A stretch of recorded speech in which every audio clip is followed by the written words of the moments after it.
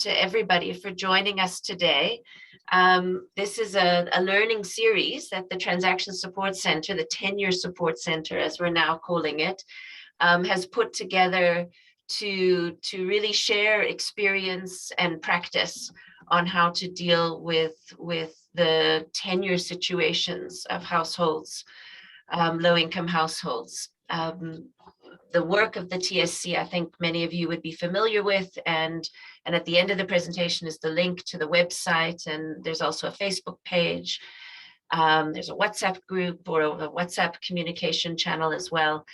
So there's lots of ways of getting connected. And I'm here today with Lisa Hutzebut and Jess Breyer from the Transaction Support Center and 71.4.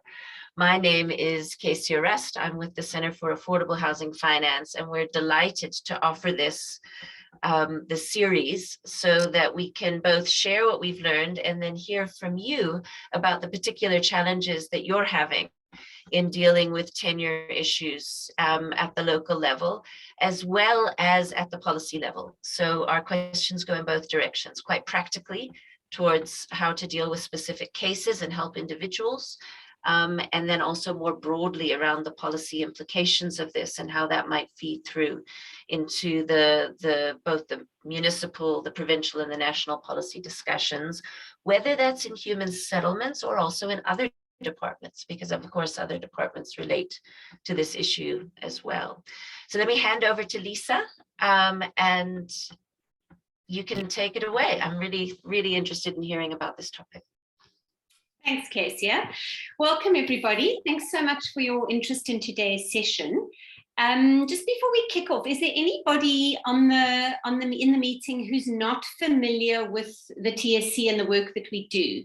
Because if everybody's familiar with us, I'll skip the background of the TSC itself. Is there any? Thanks, Shay. I'm not familiar with the TSC. Okay. Yeah. Fantastic. I'll give a quick overview then. Jess, could you move on to the next slide? Okay, so the Tenure Support Center was set up in 2018 in Makaza in Khayelitsha in Cape Town. And it's a pilot action research initiative between, as Casey mentioned, the Center for Affordable Housing Finance in Africa and 71.4. And we initially set ourselves up with the view to primarily looking at the resale market in these kind of areas. But when we opened our doors, we very quickly saw that there was a myriad of other title deed tenure issues in these markets that people were coming in and asking us about. And we very quickly realized that actually we could offer a far more holistic service. And so our work has morphed into looking at resales in this market, but also looking at informal cash sales, how we can regularize those after they've already happened. Lots of deceased estates, so how we can get dead capital out of deceased estates and into the hands of heirs. And then we've also done a lot of work primarily with the City of Cape Town through in the primary transfer backlog space. So subsidized housing that is stuck and has not yet been transferred to beneficiaries for various reasons. So that's in a nutshell what we do. And we've seen many clients to date. Just on the non-primary transfer side, we've seen almost 800 clients that we've helped with various issues in that space. So that's pretty much what we do. Jess, you can move on to the next slide. So the TSC was involved in putting together what we call the Primary Transfer Toolkit. And it's a very practical, we believe, a very practical toolkit for looking at how you can unblock some of the blockages with primary transfers. It has two sections. It has the Land Rights Toolkit and it has the Beneficiary Administration Toolkit. The Land Rights Toolkit was put together primarily by Geo Africa, Peter Hoffman and Chris Carter, and it looks at the blockages around your land. So problems with registrations of your general plans, problems with encroachments, problems with Basically anything that's happening on the land that doesn't yet allow those urban to become transferable. That's not what we're going to be focusing on today. I know that there's a lot of housing authorities that have come to us and said, well, actually, my predominant problem lies in Section 1. But that's a discussion for another day. What we're going to look at is a part of Section 2. So the Beneficiary Administration Toolkit basically says, once your urban are ready to be transferred, you now sit in your beneficiary space. So you sit in the space where I cannot transfer to my beneficiary because of, and it can be a whole host of reasons. They're deceased, I can't find them, they've sold the property, they've got married, they've got divorced, etc., etc. So Jess, if you just pop onto the next slide for me, you'll see a snapshot of the toolkit itself. You can see there is the link there at the top, which we would love you to have a look at and play around on. It's a very user-friendly toolkit. You'll see down the left-hand side, there's a whole lot of sections you can click on. And each of those sections under that categorization takes a specific primary transfer problem on the beneficiary side, and it unpacks a process and a solution on how we believe that that can be solved. And they are very straightforward. It's very easy to use. So yes, we would encourage everybody to play around on that if you are interested in having a look at that. And please giving us feedback if it's something that you think you might be able to use, or something that you think you might not be able to use, and why, so that we can, keep that toolkit as something that is actually of benefit to people. Okay, so if you can move on for me, please, Jess. The section that we're going to look at today is informal sales. So our last session was on deceased estates. Today, we're going to look primarily at informal sales. And before we get into informal sales, I just wanted to take a quick sidestep into Section 10A of the Housing Act. So our experience to date with various local authorities that we've dealt with around the country is that we don't like informal sales. We think they're illegal. And Section 10A will basically always trump. So sort of a blanket reliance on Section 10A as the means of making informal sales illegal, and not really being prepared to step into the space of looking at how informal sales can be dealt with. So we don't think it's particularly helpful to say, well, an informal sale is illegal and there's nothing I'm going to do about it because of Section 10A.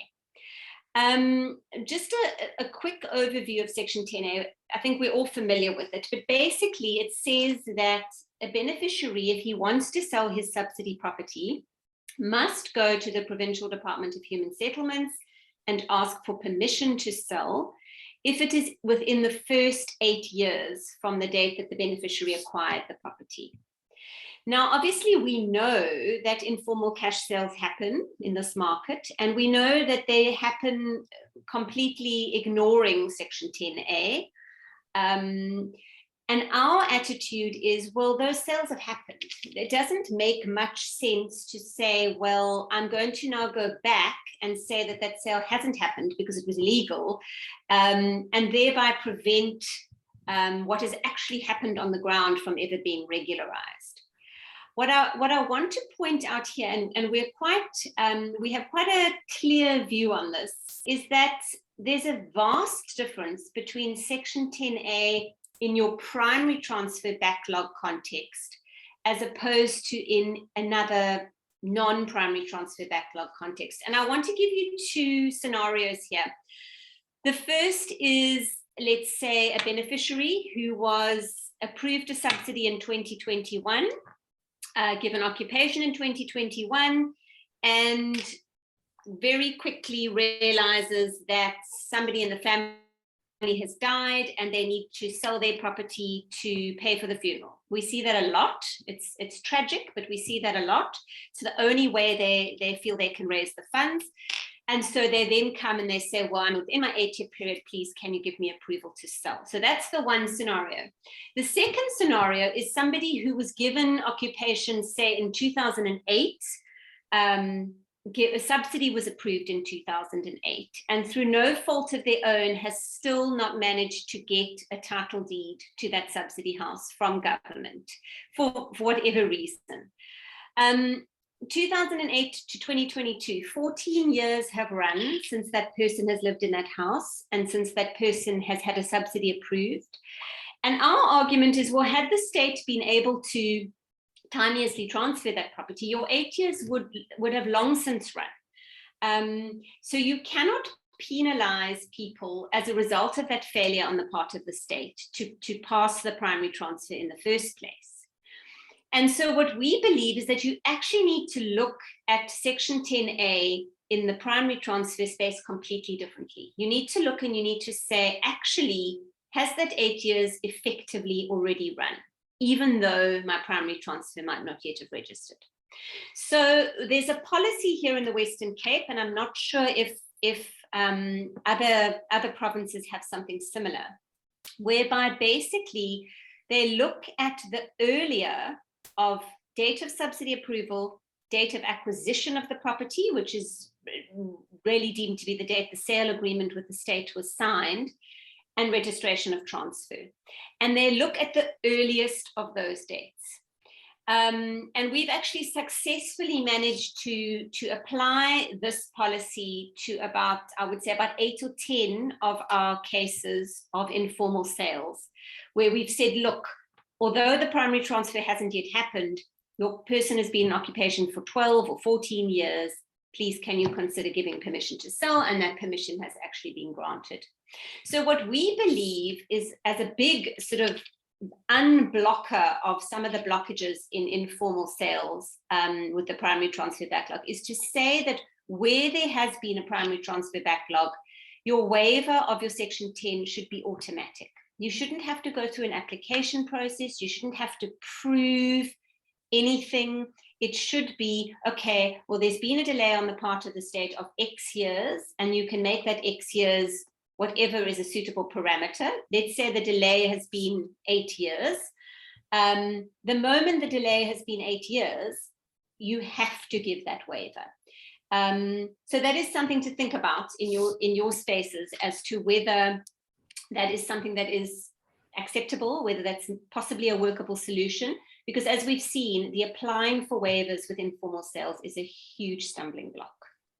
Okay.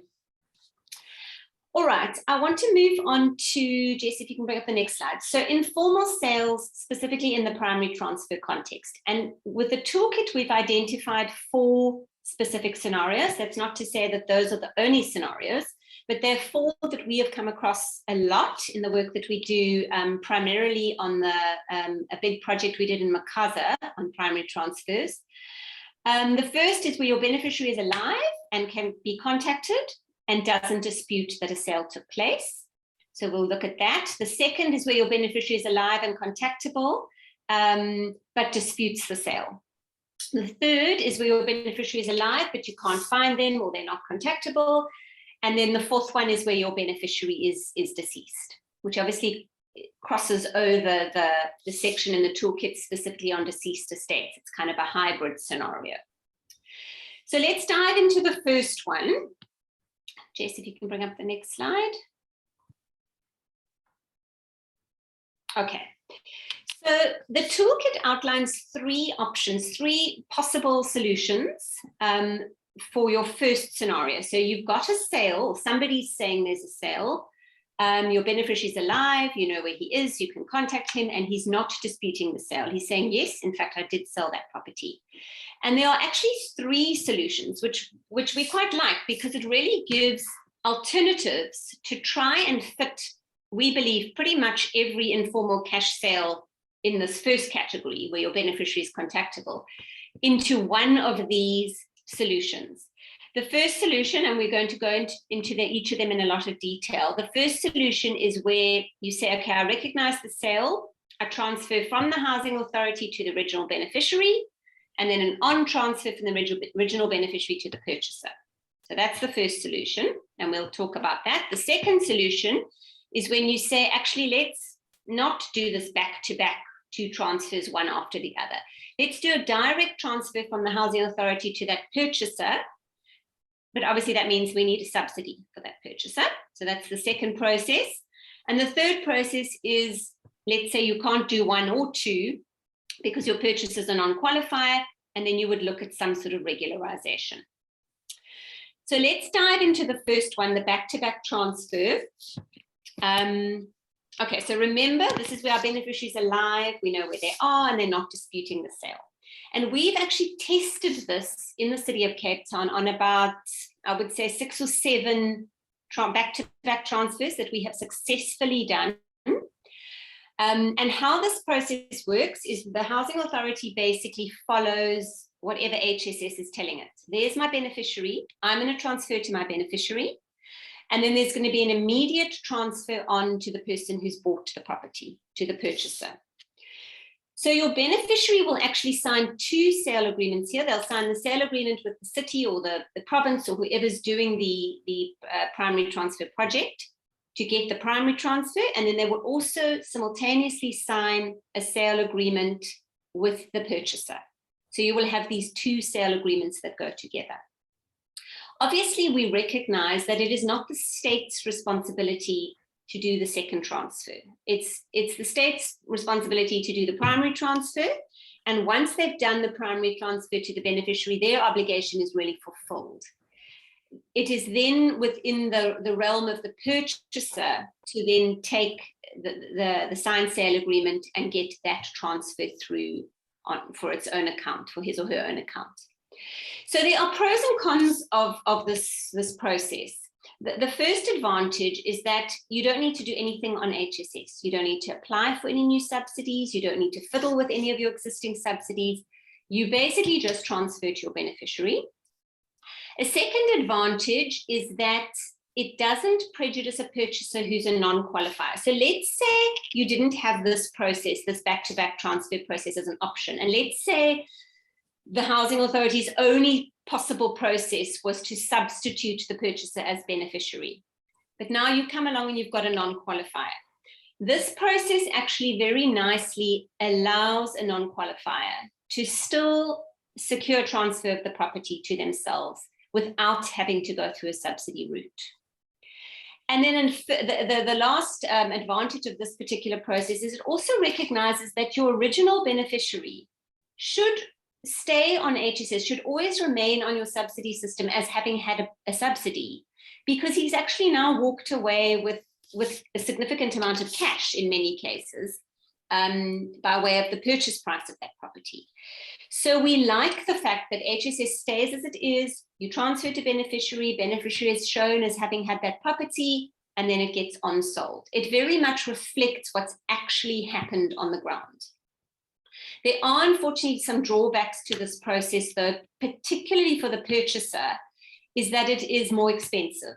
So as I've already pointed out, your purchaser is the one who's going to have to pay for the transfer from the beneficiary to him or herself. And that can be, as we know, can be a significant cost. I mean, you're looking at in this market anywhere from about 10 to about 15,000 in transfer costs. The work of the TSC, we strip those costs out and we offer it to our clients for a lot less, but it can be a barrier to transfer for the purchaser. They just don't have the money to follow this process. And that's why there are other processes available, which is quite nice because you can kind of look at your specific scenario and see, well, which is the most advantageous for my purchaser? Which one should I choose? And then obviously the big con with this particular process is that you do have to apply for your waiver of Section 10. But as I've already outlined, we believe that were it to be simpler or more automatic in the primary backlog scenario, that would really, I think, alleviate that as a disadvantage to quite a large extent. Okay, so I want to talk you through a case that we've had where we've actually successfully tested this process. So Mrs. M purchased a property in Khayelitsha in 2016 for 165,000 Rand. And the beneficiary, who's obviously also the seller, was actually given occupation of that property in 2008 already, and their subsidy was also approved in 2008. But by 2016, so our 8 years is now actually passed, they're still waiting for transfer of that property from the City of Cape Town. For whatever reason, I mean, actually there I've put the reason, she sold the property because she was a single woman living alone with her children, and she didn't feel safe in the particular area in which the property was located. So she sold the property because she had safety issues, and she actually bought another property in Khayelitsha. So I think what's important, just as a little aside here, is, you know, the narrative we hear over and over again is that people are selling their subsidy properties and moving back to shacks. And that actually hasn't been our experience. Our experience has been people have sold their properties because, primarily actually because they retired to the Eastern Cape. That is, I would say, the biggest reason. But then also because they need money because they can't find employment, or because they need to pay for funerals, or so there are reasons that suggest that this narrative that they're selling properties just to move back to shacks is not actually completely correct. We don't believe. Okay, so this was Mrs. M's scenario. She sold that property. So she bought that property, and that beneficiary then moved on to another property. And Mrs. M now comes to us and says, well, how do I actually secure title? So as part of our work in Makaza, we got the primary transfer through to the beneficiary in 2021. And then we looked at what do we do with Mrs. M now? She actually earns, should we have gone the route of actually rather substituting her as a beneficiary, so rather applying for a subsidy in her name, or should we try this back-to-back back-to-back transfer, which is what we did, because as you can see there, she earns 23,000 Rand a month. So she would be a non-qualifier, which would mean she would never qualify for a subsidy, and she would have to buy the property from the city. And we didn't think that was really a good solution for her. She's already paid 165,000 Rand for the property. And she's already going to have to pay transfer costs. So let's rather let her do the back-to-back and let's secure title for her that way, which is exactly what we did. And that transfer was registered to her this year. So she now has a title deed. So the pros of that, obviously she wasn't prejudiced by being a non-qualifier. And also your beneficiary remained on your HSS as showing as having had that subsidy. And we believe that's correct because that beneficiary has received 165,000 Rand for that property. Obviously, the cons were that we did have to go through an actual waiver application, although it was done on the basis of what I discussed earlier, the process through provincial department here, where they do look at the earlier of subsidy approval date, date of acquisition, date of registration. So they did approve the waiver fairly quickly, but it still meant that we had to go through that process. And then obviously the other con for Mrs. M was that she did have to pay transfer costs for that second leg of the back-to-back. But arguably it's still a lot less than what she would have paid had she had to buy the property from the city. Okay, so that is the first scenario. And as I said, it works. We tested it. Let's move on to the second one. So now let's say you have a scenario where back-to-back transfer is not possible. And this is usually because your primary transfer leg is flawed in some way. So your primary transfer from your housing authority to your original beneficiary cannot actually happen. And usually it's because that original beneficiary actually, their subsidy was never actually approved. So they're showing on the system as having applied for the subsidy, but it's either on hold or it's declined, or for some reason in the beneficiary space that initial primary transfer is not possible. So what you can then look at is you can look at whether your purchaser would qualify for a subsidy in her name, which would then allow your housing authority to transfer directly into the purchaser instead of this back-to-back via the beneficiary, the original beneficiary. So a big advantage of this is obviously that there's no cost to your purchaser, because your state is going to transfer directly from state to purchaser as substituted beneficiary. A further advantage is that you're not going to have to apply for Section 10A, right? Because you're not going to have a second sale, which necessitates waiving Section 10A. And then also what's quite nice in this space is, I know through the City of Cape Town, they actually have an enhanced qualification process, whereby because of delays in primary transfer, they recognize that people have built themselves up in the last 10 years since these subsidies were initially approved, and that those income thresholds are actually too low to still be relevant, and so that people who earn up to 15,000 can possibly still qualify for subsidies on this enhanced basis, which just broadens your net of people that you could possibly secure through option 2. Okay. Obviously, the negatives, it's a little bit more admin intense for the housing authority, because you've actually got to do a new subsidy application for your purchaser. And you've actually also got to look at, I've put there as the last disadvantage, your non-approved subsidy beneficiary has now actually received cash for something when they're actually not showing as an approved beneficiary. So we just need to bear in mind that there might be some work to do in that space around making sure that somebody doesn't get the benefit of cash for selling a subsidy property when in actual fact they're still open on the subsidy system. They had never been approved, which means, and never, money's never been paid out on their subsidy, which means the door could be open for them in the future. So we just need to be careful of that. And then what we've also seen is a potential con is that often what happens is, because there's been such a delay between the time the original project was developed and now, when you're actually trying to do these primary transfers, is your project is often full. So you then have to apply for further phases on your project. And as we've seen, that can cause significant delay. But it is still an elegant solution. It is still, obviously a much more cost-effective solution. And it is also something that we have just, I would say in the last month, tested in 2 specific cases here in Khayelitsha. So if I give you the case details, Mrs. J, she bought this property in Khayelitsha for 100,000 Rand. So I can't see the date there. It's behind myself. But I think a few years ago for 100,000 Rand. And your beneficiary, or the person who sold it to her, was given occupation in 2008 already. So again, a significant backlog in primary transfer, or a significant lag in primary transfer. But that beneficiary didn't qualify based on income. So at the time that they applied for the subsidy in 2008, they were flagged as being earning too much. And so their subsidy was never approved.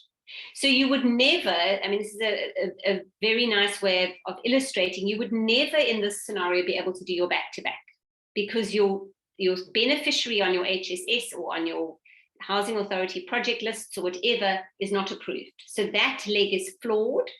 So we ignore that leg and we say, well, let's apply for a subsidy in the name of Mrs. J directly. So in this scenario, she earned about 12,000 Rand a month. So she qualified on an enhanced basis. We had the subsidy, we applied for the subsidy for her. We had the subsidy approved for her. And that means that the City of Cape Town can now transfer directly to her at no cost to herself. So she's not going to have to pay any transfer costs. And we don't have to apply for a Section 10A waiver. And that matter is in fact already sitting with conveyancers. So she should hopefully be able to secure her title within the next month or 2. So just an illustration of how well and how easy that process can work.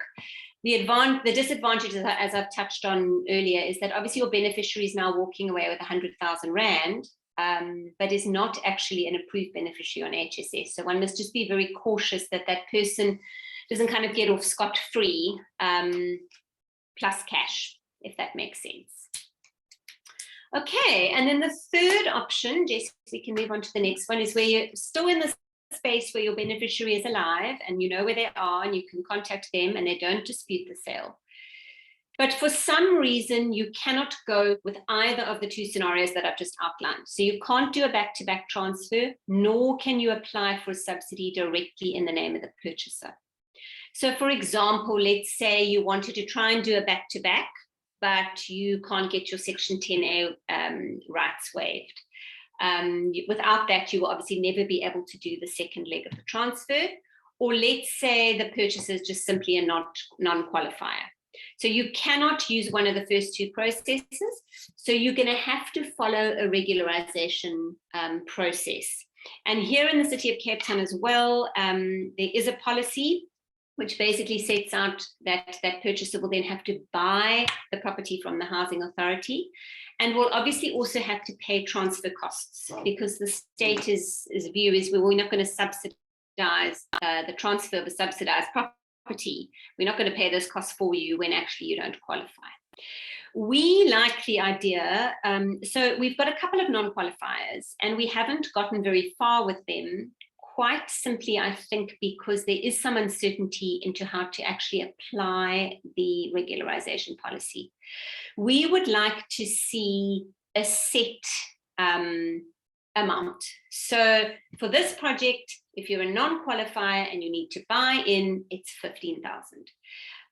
We believe that's the simplest. We believe that will achieve the most regularization, rather than on any kind of means basis or any kind of income basis, because then what we find is it just delays. Nobody knows how to apply it. Nobody knows how to make the call. So we believe if you have one project-based price, and that is what you can buy in it.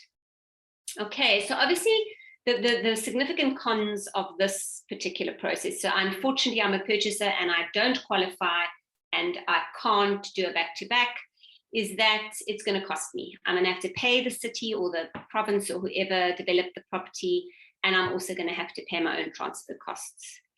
And the other con about this is that it obviously prejudices your purchasers who bought a property in good faith, weren't aware of what was going on in the beneficiary administration behind the scenes, and now have to come along and actually pay again for the property. Essentially, we're asking them to buy it again. So we have a couple, and my case that illustrates this point is Mr. and Mrs. N. They bought a property in Khayelitsha in 2014 for 130,000. And that beneficiary again was given occupation in about 2008, but is still waiting for the primary transfer to happen. And that property was actually sold because that beneficiary had actually passed away. So his family came along and sold it. We're now we've got 1 foot here in the beneficiary alive and contactable and 1 foot in the beneficiary actually deceased. And that's fine. I want to use this as an illustration of how layered these kind of complications are. You don't ever have, or you very seldom have, a case that fits nicely and neatly into a box. There's always layers that you have to unpick and say, okay, well, can I fit it into that process? Yes, but now I get to that stumbling block. Okay, let me fit it into this process.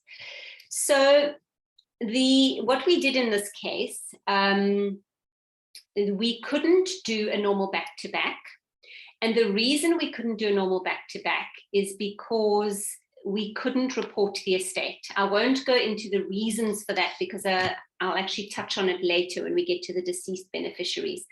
But we couldn't report the estate, which means the city could never or can never transfer the primary transfer to the estate. And so for that reason, you'll never get that primary transfer through to the original beneficiary, meaning you'll never be able to do the back-to-back onto the purchaser. So that wasn't a solution.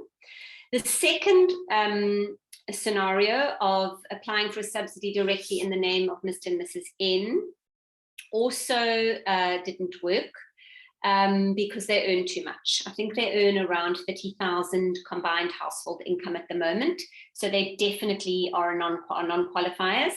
So the only other option here is you're going to have to regularize. So it's the nice thing about this process is it is a solution for people who can't work with one or two. It also doesn't need a waiver of Section 10A, so you don't have to go through the faff of that process. But obviously for Mr. and Mrs. N, it maybe doesn't feel completely fair. They've paid 130,000 Rand for a property, and the city is now saying to them, that's fine, but you're going to have to pay us again, and you're going to have to pay your own transfer costs. So I've put in that little dotted block at the bottom that we believe that what would be useful in this space is to have it, that a housing authority actually has like a review panel, which can look at the specific circumstances of a purchaser. So although I said we like the idea of having one price, so you set your price for this project and you say it's going to cost you 15,000 Rand to buy, we do believe that there might be some room to, or some scope to look at that based on a couple of things. So I've said for this example of Mr. and Mrs. N, look, they've already paid a significant amount. They've paid 130 already. It's not like they've paid 10 or 15 or 20. They've paid a significant amount for the property. But let's also look at their income. I mean, the income is in this market very, very high, 30,000 Rand a month. And let's also look at their ability to access funding. I mean, at that income level, the chances of them being able to secure a 15,000 Rand loan are very high. I mean, it's very likely that they would get some kind of funding. So perhaps in that scenario, you say, no, actually, that's fine. They should regularize. They should pay the 15,000. They shouldn't be offered any kind of a rebate. But that would look very different if you had somebody, say, who had maybe paid even more. Let's say somebody had paid 200,000 Rand for a property and is only earning just over the threshold. Let's say 16,000 a month. Maybe that scenario is a little bit different, and maybe there is some leeway to work on your purchase price. Okay. All right, let's move on to the next one. Is there anything in the, I see there's things happening in the chat. Is there anything that I need to touch on now? No, Lisa, I think it's fine. Just a little bit of commentary, no big questions. Right. Thank you. So we've touched there on your scenario where you've got no dispute. Nobody disputes the sale. Everyone agrees the sale took place. Your beneficiary is available to cooperate in certain scenarios. And we've looked at the 3 options we believe are very effective in securing that transfer. The second scenario is a little bit different. It's where your beneficiary is alive. You know they're alive. You actually know where they are. They're contactable, but they are disputing the sale. So in this scenario, we believe your housing authority has got to come in and adjudicate. We don't believe it's good enough to say, oh, well, then you guys have a dispute, go and sort it out and come back to us when you've sorted out the sale, because we found that unfortunately, people don't have the resources, they don't have the understanding on what is needed in order to resolve that dispute. And we have tried various things over the course of the last 4 years of our work. We've tried referring them to mediators.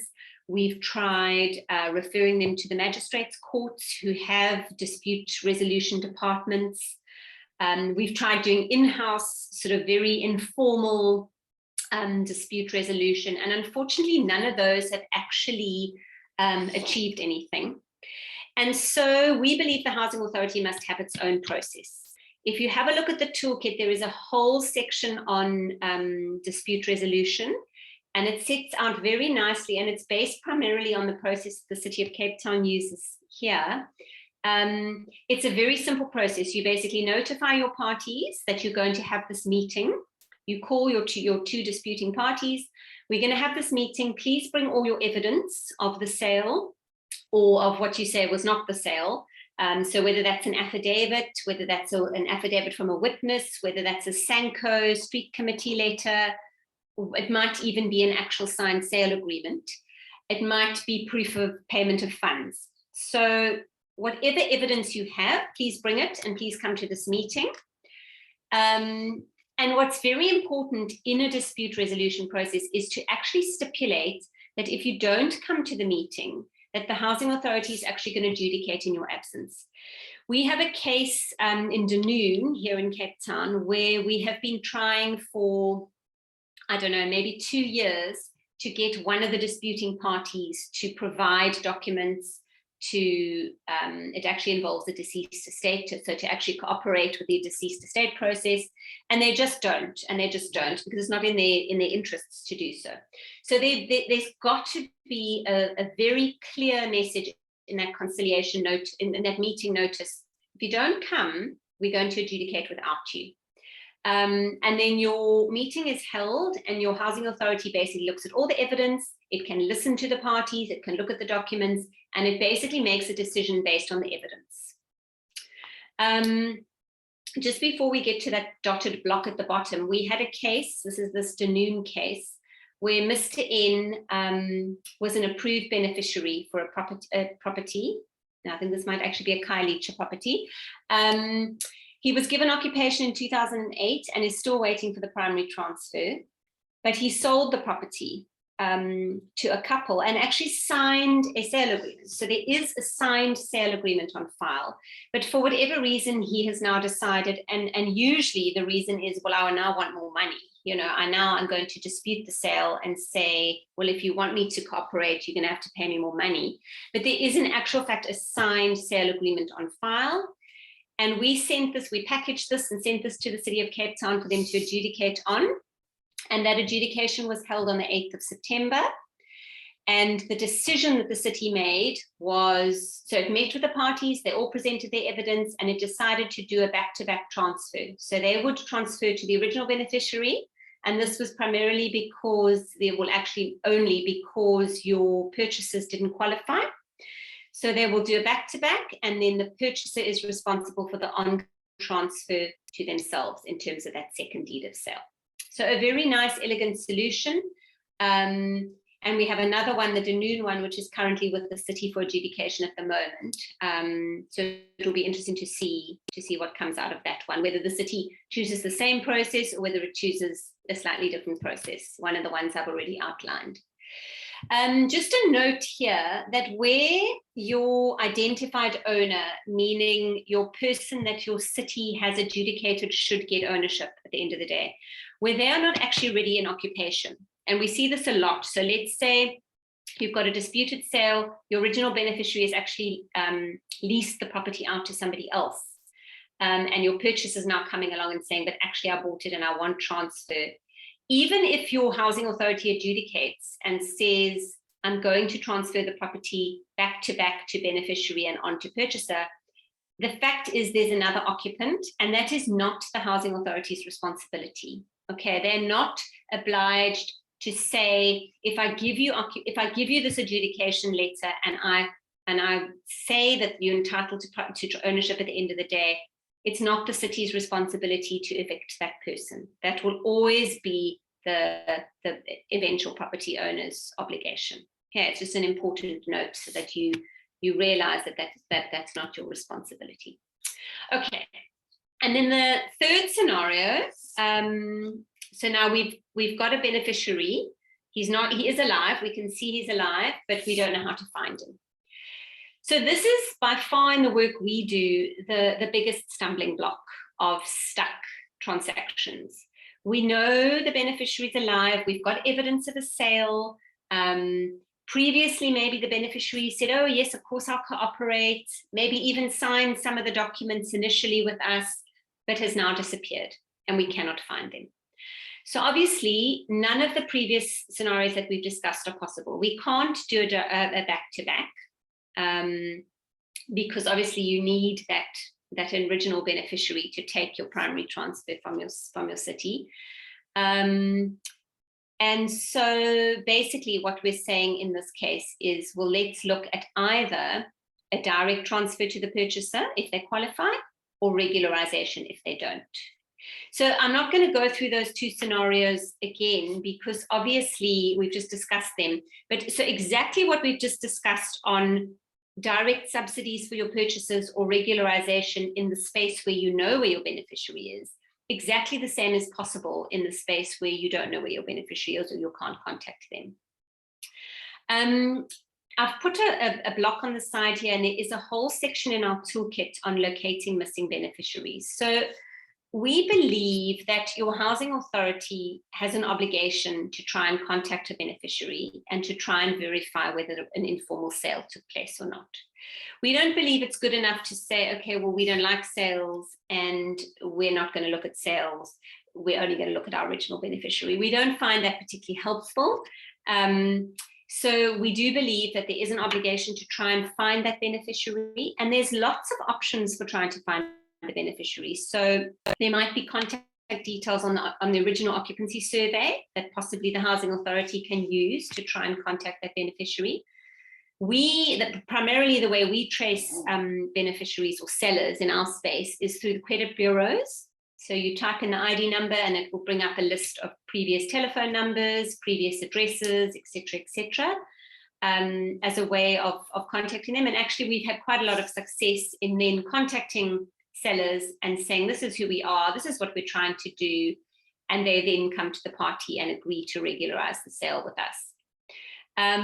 There's also potential scope for local authorities to trace, or for province to trace through other scenarios, through other mechanisms, for example, through banks, through SASSA. There are other data sets that could potentially be made available to housing authorities as a way of tracing people. And then if none of those are successful, one could always advertise. So advertise, whether that's on social media, whether that's in a newspaper, whether that's on the radio, whether that's up in a community, a public community space, to call for these beneficiaries to come forward and actually just either confirm the sale or dispute the sale, so that we know how we categorize going forward. So if you, as the local authority, do this process of trying to locate your beneficiaries and it's successful, well, then you can very easily categorize. So you find the beneficiary, they say, yes, I completely agree with the sale. And then you look at the scenarios of this particular case and you say, should we do a back-to-back? Shall we substitute the purchaser's beneficiary, or will it have to be a regularization? If you can't find your original beneficiary, we believe that it is incumbent on the housing authority to actually make a decision based on the available evidence. So even though you can't contact your beneficiary, you've tried to contact them, you've tried to trace them, whatever you've done in that space, you're sitting with a purchaser who actually has a signed sale agreement, or who actually has a street committee affidavit with witnesses who can attest to the sale. We believe it's incumbent on the housing authority to actually make a call based on that evidence, instead of saying, I can't find my beneficiary, I can never formalize transfer. Okay. All right, I'm moving quite quickly. I hope I'm not moving too quickly, but this is the last scenario that we need to discuss, which is where your beneficiary is not alive, not contactable, and is in actual fact you've established deceased. Okay, so exactly as we've discussed on the previous slide, all of your scenarios where your beneficiary is alive and contactable can also be applied where your beneficiary is deceased. Okay, so you could either do a back-to-back transfer from your housing authority. It wouldn't be to your beneficiary in this instance, it would be to your beneficiary's estate. And we do discuss that in quite a lot of detail in our toolkit under deceased transfers. So I put the link there at the bottom. There's a lot of information on transfers to estate late. So that's the first option. You could do a back-to-back housing authority to estate late and estate late onto purchaser. Quite possible, and we've done that ourselves, I think, on 2 or 3 cases. Alternatively, you could apply for a subsidy directly in the name of your purchaser, which then completely skips out the estate process. You wouldn't have to fiddle around with deceased estates at all. So in the deceased estate scenario, the second option here is by far preferable. It's quicker, it's cheaper, you don't rely on the master for anything, you just substitute your beneficiary. And thirdly, again, if your purchaser doesn't qualify, you could follow a regularization policy in this space as well. So I've got a lovely case to discuss with you because it's a hybrid of a primary transfer backlog with a deceased estate with an informal cash sale. So really all the possible layers you can have layered on top of one another. So Mr. K is an approved subsidy beneficiary for property in Khayelitsha, and he was approved on the basis of single with dependents. So I can see on his subsidy application, he has one dependent listed, and that's the basis on which his subsidy is approved. He then sells the property in 2014 to Mr. and Mrs. N for 130,000 Rand, and then he unfortunately passes away. So Mr. and Mrs. N approach us and they say, well, what can we do? So we look at those three scenarios down the left-hand side and we say, well, can we do a back-to-back? So in order to do a back-to-back, we'd have to report to the estate. We'd have to get master's letters issued so that the city can transfer directly into the name of the estate, and we will then pick up the second leg into the name of the purchaser. Unfortunately, in this scenario, that is an impossible, that solution cannot work. And the reason it cannot work is when we tried to report to the estate, so we did all the work in getting the estate documents together, reporting the estate at the master, and we were told that Mr. K, so he was unmarried, he didn't have any children of his own, his parents were deceased, meaning his actual heir, his only heir, is his brother. So we reported the estate in that way to say that the only heir of the deceased is the brother. And the master actually picked up on the subsidy application that Mr. K had put this person as dependent. So we went back to the family and we said, well, who is this dependent on the subsidy application? Because the master is now thinking, well, if you have a dependent on a subsidy application, surely he's your child. And then nobody in the family knows who the subsidy beneficiary is. So we can't show the master who the subsidy beneficiary is. We can't explain it. We can't give any kind of meaningful resolution to the master to say, actually, what we've submitted to you is correct. There are no children. So the master will not issue master's letters of authority, which means we can never proceed with an estate transfer. So we then looked at the second scenario and we said, well, can we apply for a subsidy for Mr. and Mrs. N directly in their name and rather do that? So the deceased estate process is not working. Let's put that to one side. We looked at their income and unfortunately their combined household income is 30,000 Rand a month. So they definitely don't qualify for a subsidy. So the only solution for them, unfortunately, is to regularize, which means they will have to buy the property from the city and they will also have to pay their transfer costs. So that's an unfortunate outcome for them when you have other scenarios which could potentially have worked if your facts had been a little bit different. Okay, I think that's it from me in terms of a discussion of all the options in the toolkit and the sort of cases that we've seen that we've worked through those solutions. Are there any questions on informal sales generally or on specific cases that you might have in your areas?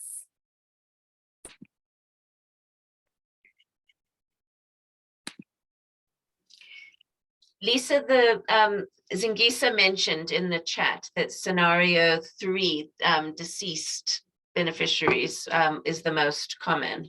Mm-hmm. And I don't know if that's something to emphasize. I think as she put that in, you had emphasized it about how to, or sorry, the people that you can't find, the beneficiaries you can't find. Mm-hmm. And then you went through the processes about how to find such beneficiaries. It does take the official a little bit beyond what they imagined their scope to be, and to engage. I think that's true. Yes, yeah. I think that is true. But I think what is the alternative? The alternative is you say, well, I feel it's beyond my scope. So therefore this gets stuck here. There's nothing I can do with it, which is obviously not very helpful, to anybody. So I think there is that obligation. I suppose for each local authority or for each department, maybe what that scope of that obligation is might look a little bit different. Yeah. So Lisa, do you want to? I see you've got your hand up. Thanks, Lisa and Kesha. I think you did cover me on that part, on scenario number 3, but I also liked the idea of having housing authorities involved in dispute resolutions, because when provinces and metro report back to us of non-performance on the delivery of title deeds, they don't go as into detail as to what steps have they taken to make sure that those disputes are resolved, or even provide us a brief of how far they are with the dispute resolutions. So as opposed to them just taking a back seat and saying there's a dispute and not try to be involved in resolving that dispute, I think that's a point to take home. Thanks. Excellent. You'll have a look, Singisa. If you look at the toolkit, you'll actually see we've put, I think it's under resources, there's a section quite near the end. We've actually put example documents that could be used, that could be adapted for use by a dispute board or panel or whatever, because it's very important, if your housing authority is going to adjudicate on a dispute, that you try and use that opportunity to tick as many boxes as you can right then and there at that meeting. So here's an example of a sale agreement. Get the sale agreement signed while they're there. Here's an example of an adjudication award letter. So use this letter, adapt it for your specific scenario, and actually issue the award letter right then and there to the parties, so that when you leave that meeting, you are actually already in a position of being able to move to transfer, rather than leaving the meeting with a decision which actually then still needs to be acted on, still needs to be put together, if it makes sense what I'm saying. It totally does, Lisa. Okay, great. Thanks. Are there any other questions? We did have a couple more people join us in the course of the session. It would also be good to hear, if any of these cases resonated with ones that you're dealing with directly, or do you have other variations? I'm sure you do. And then I think your last question there, Lisa, for future learning sessions, what topics would be useful to explore?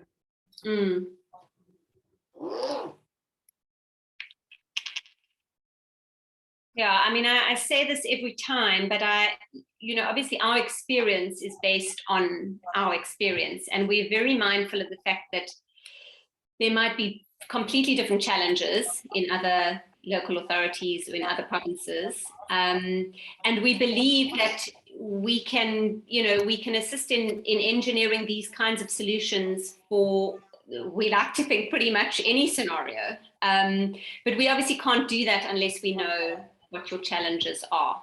So yes, please feel free to send them or email them to us so that we can have a look at that.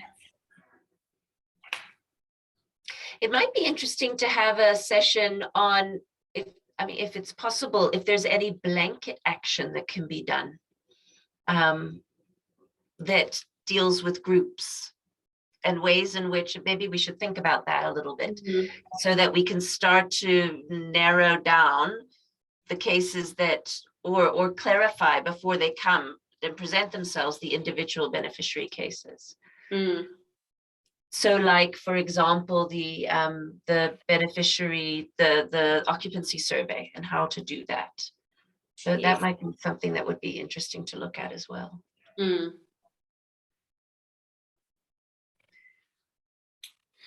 Okay, well, I think we've come to the end of time. If there aren't any other questions from colleagues, last chance.